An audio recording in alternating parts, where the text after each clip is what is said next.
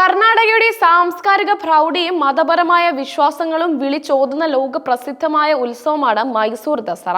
എല്ലാ വർഷവും September October മാസങ്ങളിലായി നടക്കുന്ന ഈ 10 ദിവസത്തെ ഉത്സവം ദുർഗാദേവി മഹിഷാസുരനെ വധിച്ചതിന്റെ വിജയത്തെ ആഘോഷിക്കുന്നു. മൈസൂർ നഗരം വൈദ്യുത ദീപങ്ങളാൽ അലങ്കരിക്കപ്പെടുകയും ദസറ ഘോഷയാത്ര, രാജകീയ ദർബാർ, കലാപരിപാടികൾ എന്നിവ നഗരത്തിന് പുതിയൊരു ഊർജം നൽകുകയും ചെയ്യുന്നു. എന്നാൽ ഈ വർഷത്തെ ദസറ ഉത്സവം അതിന്റെ പതിവ് ശോഭയെ മറികടന്ന് വലിയൊരു രാഷ്ട്രീയ മതവിവാദത്തിന് വേദിയായിരിക്കുകയാണ്. അന്താരാഷ്ട്ര ബുക്കർ സമ്മാന ജേതാവായ ബാനു മുഷ്താഖിനെ മുഖ്യാതിഥിയായി ക്ഷണിക്കാനുള്ള കർണാടക സർക്കാരിന്റെ തീരുമാനമാണ് ഈ വിവാദങ്ങൾക്ക് തിരികൊളുത്തിയിരിക്കുന്നത്.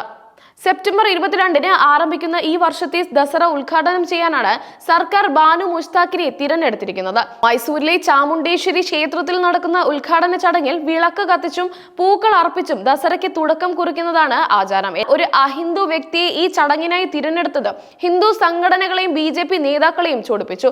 മുൻ BJP MP പ്രതാപ് സിംഹ ഉൾപ്പെടെയുള്ളവർ ബാനു മുഷ്താഖിന്റെ മുൻകാല പ്രസ്താവനകൾ ചൂണ്ടിക്കാട്ടി അവരെ ഹിന്ദു വിരുദ്ധ എന്നും കന്നഡ വിരുദ്ധ എന്നും വിശേഷിപ്പിച്ചു. ഇത് വെറുമൊരു രാഷ്ട്രീയ തീരുമാനമല്ലെന്നും മറിച്ച് ഹിന്ദു മതവികാരങ്ങളെ വ്രണപ്പെടുത്താനുള്ള ശ്രമമാണെന്നും അവർ ആരോപിച്ചു.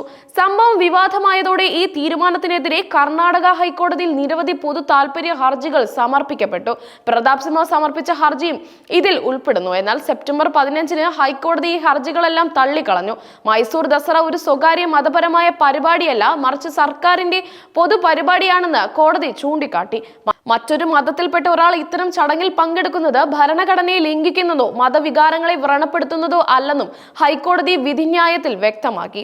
ഹൈക്കോടതി വിധിയിൽ തൃപ്തനല്ലാത്ത ഹർജിക്കാരനായ HS ഗൗരവ് സുപ്രീം കോടതിയിൽ അപ്പീൽ നൽകി.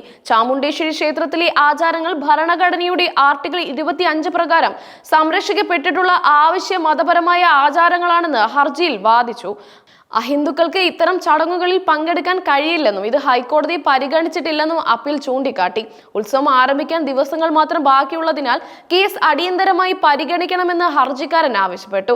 Chief justice BR Gavai, justice K Vinod Chandran എന്നിവരടങ്ങിയ സുപ്രീം കോടതി ബെഞ്ച് കേസ് അടിയന്തരമായി പരിഗണിക്കാൻ സമ്മതിച്ചു.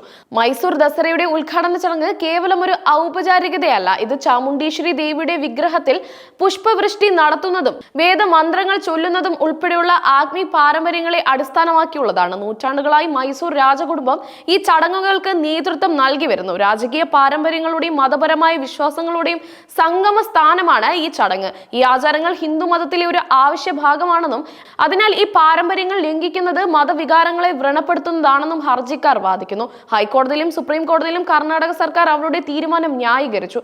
ബാനു മുഷ്താഖിനെ ക്ഷണിച്ചത് ഒരു രാഷ്ട്രീയ തീരുമാനമല്ലെന്നും അവരുടെ സാഹിത്യ സാമൂഹിക സംഭാവനകൾ പരിഗണിച്ചാണെന്നും സർക്കാർ വാദിക്കുന്നു. മൈസൂർ ദസറ ഒരു സംസ്ഥാന സർക്കാർ പരിപാടിയാണ്. അതുകൊണ്ട് തന്നെ ഏതെങ്കിലും ഒരു പ്രത്യേക മതവിഭാഗത്തിൽപ്പെട്ട വ്യക്തിക്ക് മാത്രമായി ഇത് പരിമിതപ്പെടുത്താൻ കഴിയില്ല.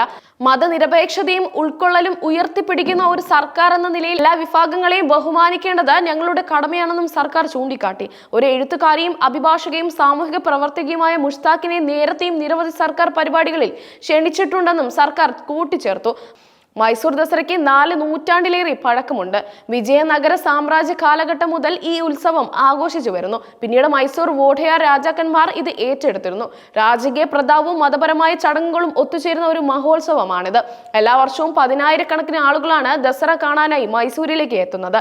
ഈ ഉത്സവം മൈസൂരിന്റെ സംസ്കാരത്തിന്റെ ആത്മാവാണ്. സാധാരണഗതിയിൽ ഏതെങ്കിലും ഒരു പ്രമുഖ വ്യക്തിയെ ക്ഷണിക്കുന്ന പതിവുണ്ടെങ്കിലും ഒരു അഹിന്ദു വ്യക്തിയെ ക്ഷണിക്കുന്നത് ഇതാദ്യമായാണ്. സർക്കാർ തീരുമാനത്തിനെതിരെ BJP നേതാക്കൾ മാത്രമല്ല, വിവിധ ഹിന്ദു സംഘടനകളും രംഗത്തെത്തി. ചിലർ സോഷ്യൽ മീഡിയയിൽ പ്രതിഷേധം രേഖപ്പെടുത്തിയപ്പോൾ മറ്റു ചിലർ പ്രക്ഷോഭങ്ങൾ സംഘടിപ്പിച്ചു. ബാനു മുഷ്താഖിന്റെ മുൻകാല പ്രസ്താവനകൾ ഹിന്ദു വിരുദ്ധമാണെന്ന ആരോപണങ്ങൾ ഈ പ്രതിഷേധങ്ങൾക്ക് ആക്കം കൂട്ടി.